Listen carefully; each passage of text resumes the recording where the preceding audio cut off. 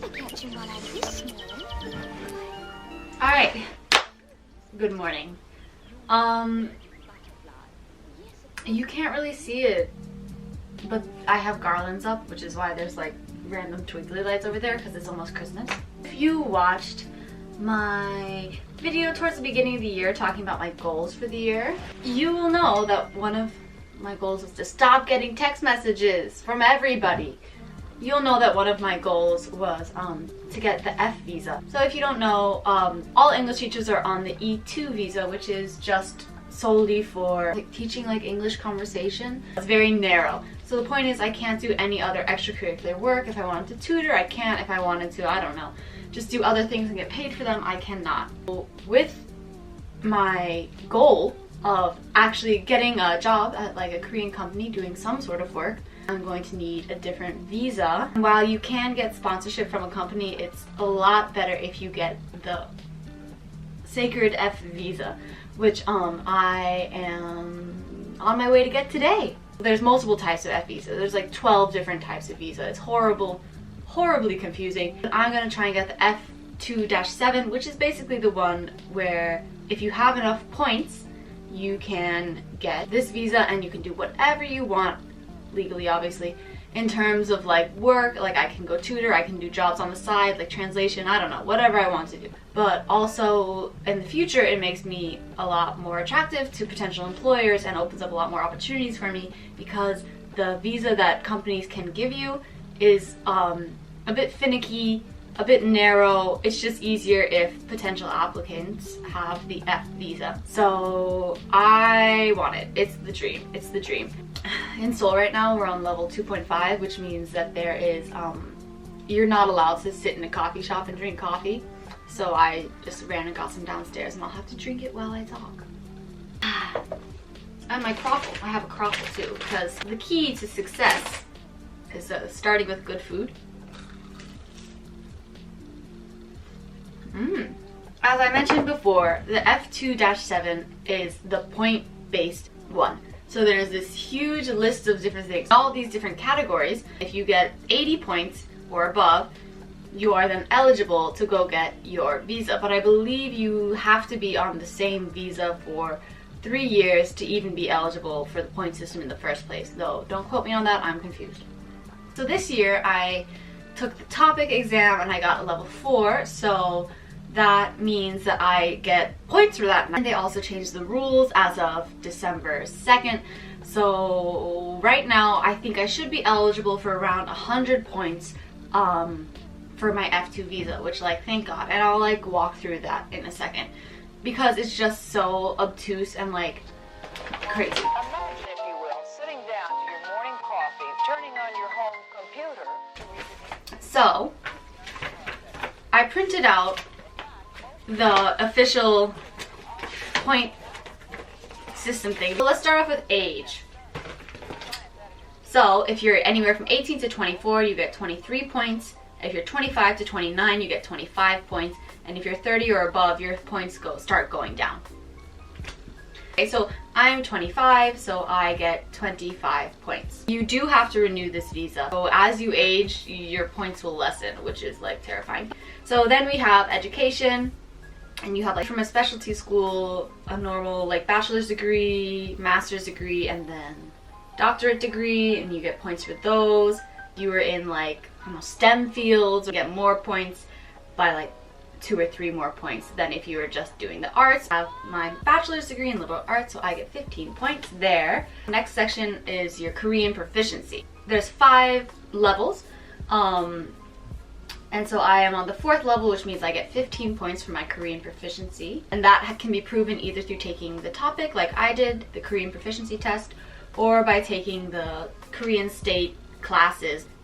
And then it goes down to my personal favorite, money. If you make under 30,000 a year, that's 10 points. Over 30,000 a year is 30 points.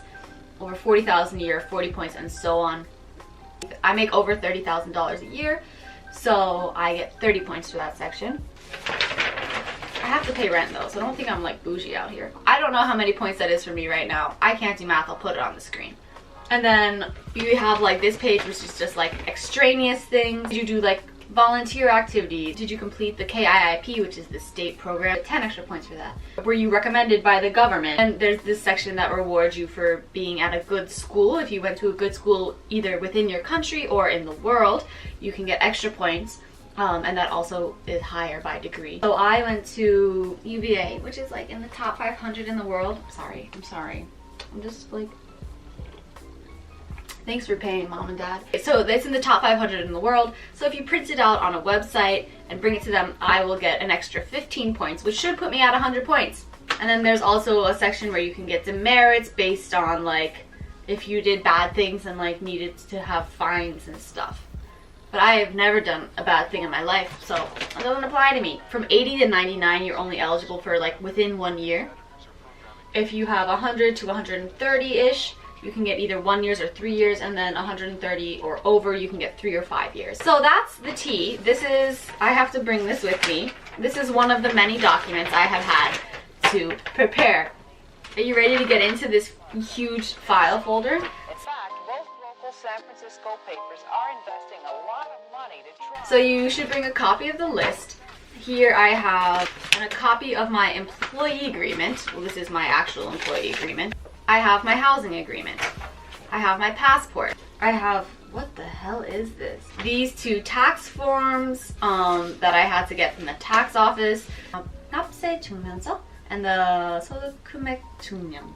I don't know what these are. I was told I need them. I think they're just records that you paid your yearly taxes and how much you paid. And then using these, you can also prove your income for the year. My filled in application form. I have a copy of my passport, copy of my official TOPIK score, passport size photos, a printout to prove that my university is in the top 500. These are terrifying. I don't know what these are, but they're like papers from my school. Various like things that are like, Kelsey does actually work at this company.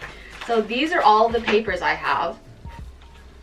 Basically, I have all of these things. And when I go to immigration, I also need to get a copy of my, oh, do I have 500 won? Hell yeah.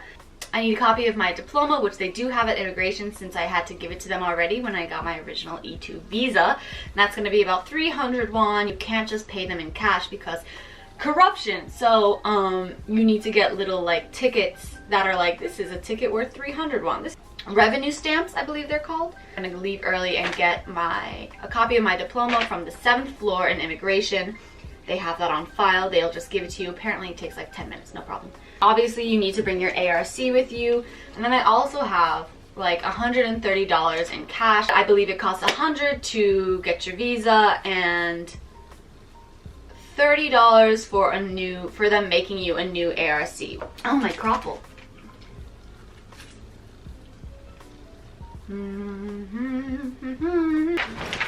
I printed out the receipt because I printed out everything. You can't stop me when I print out things. So my appointment is from 2:30 to 2:40, about an hour to get there, so I'm gonna leave in about 5 or 10 minutes and leave myself 40 minutes before my appointment just to make sure I get everything settled. Yes, I did take a day off of work just to do this. I did ask for a day off of work and thankfully my school granted me one, unpaid, but like, I believe the Seoul Immigration Office closes at 6 and it's an hour away. So by the time you get there, if you go on a weekday, it's pretty tight, which is not, I just didn't want to stress myself out. So that's it. I'm gonna roll up. We're gonna see how it goes. If I get the F2 visa, I expect congratulations in the chat. And you'll see me start my modeling gigs. I'm kidding. Yeah, if I get my F2 visa, it would open a lot of doors for opportunities for me. I don't know. I don't have it, but like maybe once I get it, I'll just start living a wonderful life. Let you know how it goes. If I come back crying, they hate me and they said that I'm ugly and that they're not gonna give visas to ugly people. I mean, I'm gonna bring 2 pictures just so they can't yell at me. I'm putting everything in this like clear little folder thing so that way everything is organized and you can just flip through and be like bam, bam, bam. Everything in this beautiful little folder. I've got an extra copy of my pictures. I've got a fat stack of cash. I've even got extra eyeliner. I am ready. Well, let's hope it goes well. I'm gonna wear heels. Now I'm gonna put on earrings. because I am dressed for success. Let's go. It's a new day and I'm pretty sure I got my visa. Pretty anticlimactic, I know. Yeah, so I went to immigration about 30 minutes early, went upstairs to the 7th floor to get my university record. That went pretty smoothly. They called me for my appointment. I was sitting there for around 10 minutes before they called me. You know, there were still things I had to do, like go register for the mailing service because they're gonna mail me my new ARC. All in all, it was a pleasant experience. I think in a few days I need to check online and see if I was like officially approved. I think I was only in the actual immigration office for an hour and I did show up 30 minutes early. Like, bureaucracy is a drag in any country wherever you do it. You just gotta like go there and suffer through it. The group on Facebook is really, really useful for anybody else who is interested in getting an F visa because it's kind of difficult to find the information that you need on the Korean websites. So now, I guess that is one of my goals of 2020 off the list. Somehow I still got there. Wait, I don't even think that was in my goals. Dang, I'm going above and beyond this year, really just achieving. That's a big weight off my shoulders. I kind of spent a long time making sure I had everything really ready, so the fact that it's done, I feel really good. Hopefully this leads to me getting a job. That's the next hurdle, people on my YouTube channel. So yeah, I'm just gonna spend another lovely day inside here in Korea. Yeah, that's why there's been no vlogs. There's nothing to do. I mean, I'm sure I could do things, but with the amount of cases, I'm like, thanks for watching, I guess. Hope you learned something if you are also interested in getting a visa. And if you don't want an F visa, why are you watching this video? Yeah, so hope you learned something useful, and some people can use this video, hopefully. Thanks for watching. Bye!